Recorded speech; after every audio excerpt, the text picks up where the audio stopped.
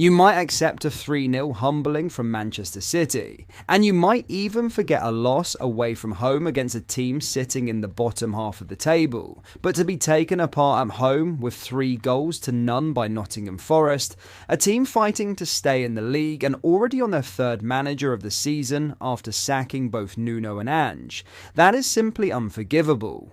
We thought the 2-week international break would give Slot, his staff and the players a chance to breathe, to look back at what has been going wrong and maybe fix a few things before returning to action. Instead, we were met with a harsh reminder of our problems as Forest humbled us in our own stadium. This defeat showed just how fragile we can be, and it also raised a real concern that Arne Slot might have lost something that made a big difference last season. So before we go any further, make sure to hit the like and subscribe buttons, and let us get straight into the video.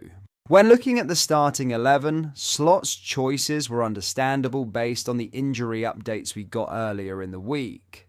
Alisson was back in goal, and Kerkez returned to his usual place at left back. Virgil van Dijk and Ibrahima Konate kept their spots in the centre of defence, while Dominic Szoboszlai had to fill in at right back with both Bradley and Frimpong out injured. The midfield was made up of Alexis Mac Allister, Ryan Gravenberch and Curtis Jones. Up front we had Cody Gakpo, Mo Salah and the returning Alexander Isak leading the attack. Now, it is fair to say that we were in total control during the first part of the game. To be honest, if we had taken just one of our early chances, especially the one that fell to Mac Allister, we would probably be talking about a completely different result. The game plan was not bad at all in the beginning, so let us take a closer look at what actually happened. On paper, Szoboszlai was the right back, and Curtis Jones was in the middle of the pitch. You can see their positions clearly from this goal kick. But once we started moving the ball forward, things looked very different. You can see Zobo pushing high up the pitch, while Jones stays in his deeper role.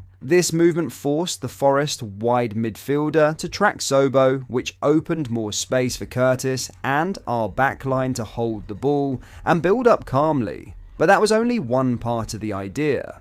There were also moments where they switched positions again. You can see here how the two rotate back, with Zobo dropping into a deeper area while Jones joins the attacking line. The purpose of this was to stretch and confuse the left side of Forest. Their wide player had to keep guessing who to press, which created hesitation and gave us more room to play. At the same time, it helped pin one of their centre-backs and created chances to isolate Salah 1-against-1 on the wing, which is exactly what we want in these situations. The idea from there was to overload the right side with Szoboszlai, Jones and even Isak drifting over to join the play. They tried to combine quickly in that area while the rest of the attackers crashed into the box. We used the same pattern on the left side as well, where we looked to create similar moments for Gakpo, with Kerkez making supporting runs around him. That almost paid off and we came very close to scoring, but Mac Allister's shot was blocked at the last moment. We were dominant, we kept the ball well, we counter-pressed with real energy, and we kept pushing forward without giving Forest anything for most of the first half.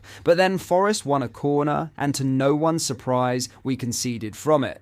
Our weakness on set pieces is starting to become a serious problem. Every team knows it and tries to target it, so there are clear questions that need to be asked. Whether the goal should have stood or not is another debate on its own. The PGMO really need to explain their decisions because this felt like a carbon copy of the goal we had disallowed against City. Once that goal stood, everything good we had done collapsed. We went into the halftime break with the chance to settle down and come out with the same intensity we showed earlier. There was no need to panic because we had been playing well enough to turn the game around, but the worrying thing was how badly we lost our composure. It almost felt like we never left the dressing room when the referee blew for the second half to start. Forest took advantage of that and scored their second goal far too easily. That was the moment where you could see every head drop. What made things even worse was that Slot also lost control of the situation. To be honest, the changes he made completely broke our game plan. Yes, Konate deserved to come off. His form this season has been really poor, and there are serious questions to ask about him. And yes, we needed Hugo on the pitch because he has been one of our best players this season.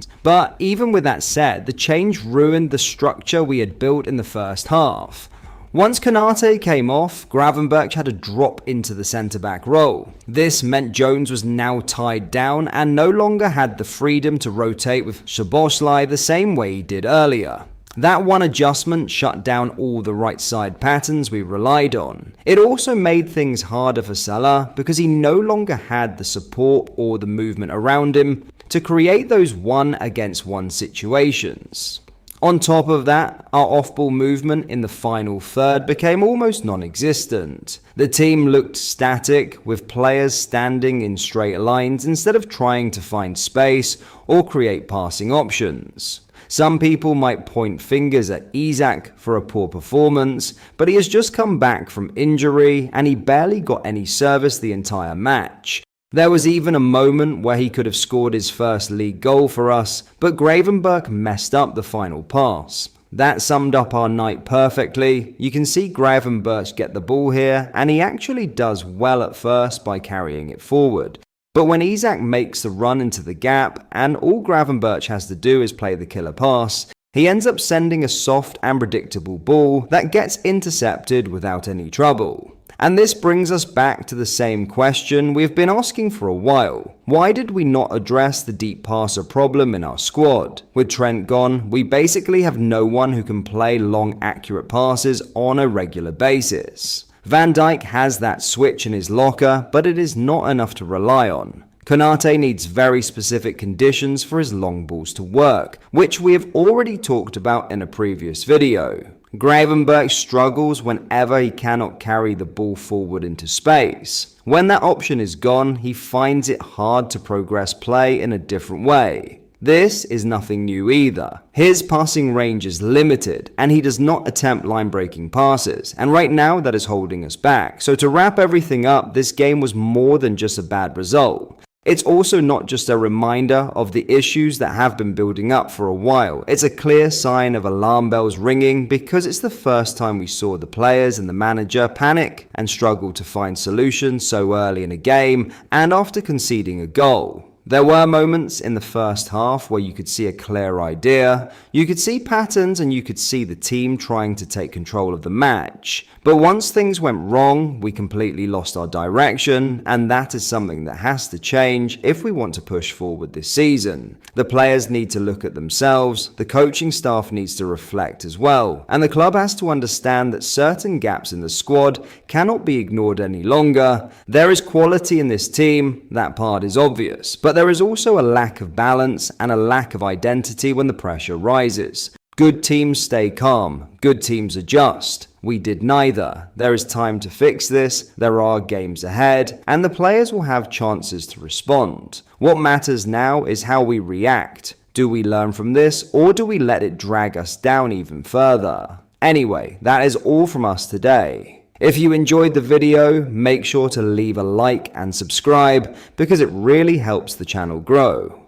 Thank you all for watching, and I will see you in the next one.